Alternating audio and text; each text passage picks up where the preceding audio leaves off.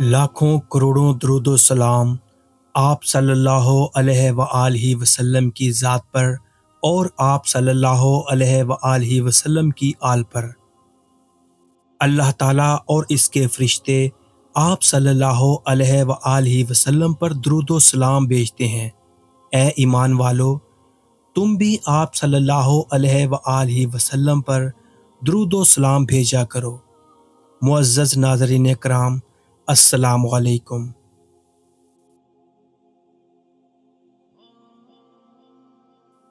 نسو ایک عورت نما آدمی تھا، باریک آواز اور بغیر داڑھی اور ناک کے آدمی۔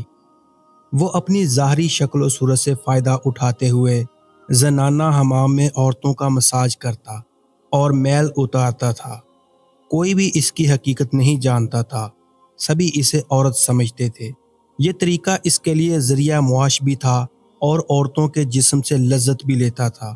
کئی بار ضمیر کے ملامت کرنے پر اس نے اس کام سے توبہ بھی کر لی، لیکن ہمیشہ توبہ توڑ دیتا۔ ایک دن بادشاہ کی بیٹی اس کے حمام گئی۔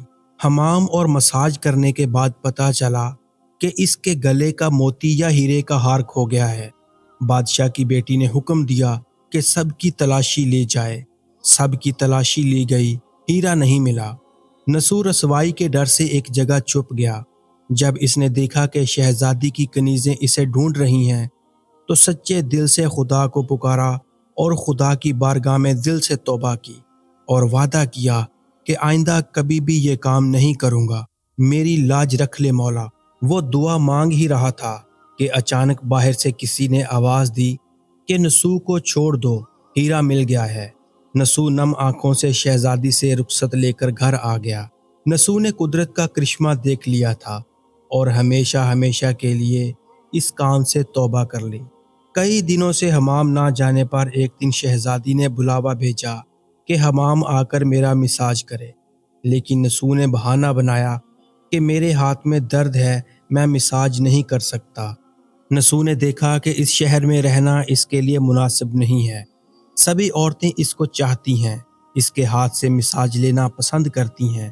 جتنا بھی غلط طریقے سے مال کمایا تھا سب غریبوں میں بانٹ دیا اور شہر سے نکل کر کئی میل دور ایک پہاڑی پر ڈیرا ڈال کر اللہ کی عبادت میں مشغول ہو گیا۔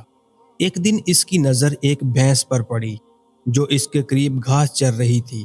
اس نے سوچا کہ یہ کسی چرواہے سے بھاگ کر یہاں آ گئی ہے، جب تک اس کا مالک نہ آ جائے تب تک میں اس کی دیکھ بھال کر لیتا ہوں۔ لہذا اس کی دیکھ بھال کرنے لگا۔ کچھ دن بعد ایک تجارتی قافلہ راستہ بھول کر ادھر آ گیا جو سارے پیاس کی شدت سے نڈھال تھے۔ انہوں نے نسو سے پانی مانگا۔ نسو نے سب کو بھینس کا دودھ پلایا اور سب کو سیراب کر دیا۔ قافلے والوں نے نسو سے شہر جانے کا راستہ پوچھا۔ نسو نے ان کو آسان اور نزدیکی راستہ دکھایا۔ نسو کے اخلاق سے متاثر ہو کر تاجروں نے جاتے ہوئے اسے بہت سارا مال بطور تحفہ دیا۔ نسو نے ان پیسوں سے وہاں کنواں کھدوایا۔ آہستہ آہستہ وہاں لوگ بسنے لگے اور عمارتیں بننے لگیں۔ وہاں کے لوگ نسو کو بڑی عزت اور احترام کی نگاہ سے دیکھتے تھے۔ رفتہ رفتہ نسو کی نیکی کے چرچے بادشاہ تک پہنچے۔ بادشاہ کے دل میں نسو سے ملنے کا اشتیاق پیدا ہوا۔ اس نے نسو کو پیغام بھیجا کہ بادشاہ آپ سے ملنا چاہتا ہے، مہربانی کر کے دربار تشریف لے آئیں۔ جب نسو کو بادشاہ کا پیغام ملا اس نے ملنے سے انکار کر دیا اور معذرت چاہی کہ مجھے بہت سارے کام ہیں، میں نہیں آ سکتا۔ بادشاہ کو بہت تعجب ہوا، مگر اس بے نیازی کو دیکھ کر ملنے کی طلب اور بڑھ گئی۔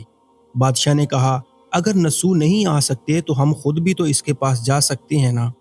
جب بادشاہ نسو کے علاقے میں داخل ہوا، خدا کی طرف سے ملک الموت کو حکم ہوا کہ بادشاہ کی روح قبض کر لے۔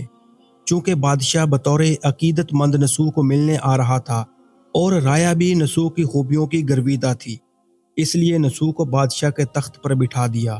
نسو نے اپنے ملک میں عدل اور انصاف کا نظام قائم کیا۔ وہی شہزادی جسے عورت کا بھیس بدل کر ہاتھ لگاتے ہوئے بھی ڈرتا تھا، اس شہزادی نے نسو سے شادی کر لی۔ ایک دن نسو دربار میں بیٹھا لوگوں کی داد رسی کر رہا تھا کہ ایک شخص وارد ہوا اور کہنے لگا کہ کچھ سال پہلے میری بھینس گم ہو گئی تھی، بہت ڈھونڈا مگر نہیں ملی۔ برائے مہربانی میری مدد فرمائیں۔ نسو نے کہا کہ تمہاری بھینس میرے پاس ہے، آج جو کچھ بھی میرے پاس ہے وہ تمہاری بھینس کی وجہ سے ہے۔ نسو نے حکم دیا کہ اس کے سارے مال اور دولت کا آدھا حصہ بھینس کے مالک کو دیا جائے۔ وہ شخص خدا کے حکم سے کہنے لگا، اے نسو جان لو، نہ میں انسان ہوں اور نہ ہی وہ جانور بھینس ہے، بلکہ ہم دو فرشتے ہیں، تمہارے امتحان کے لیے آئے تھے۔ یہ سارا مال اور دولت تمہارے سچے دل سے توبہ کرنے کا نتیجہ ہے، یہ سب کچھ تمہیں مبارک ہو۔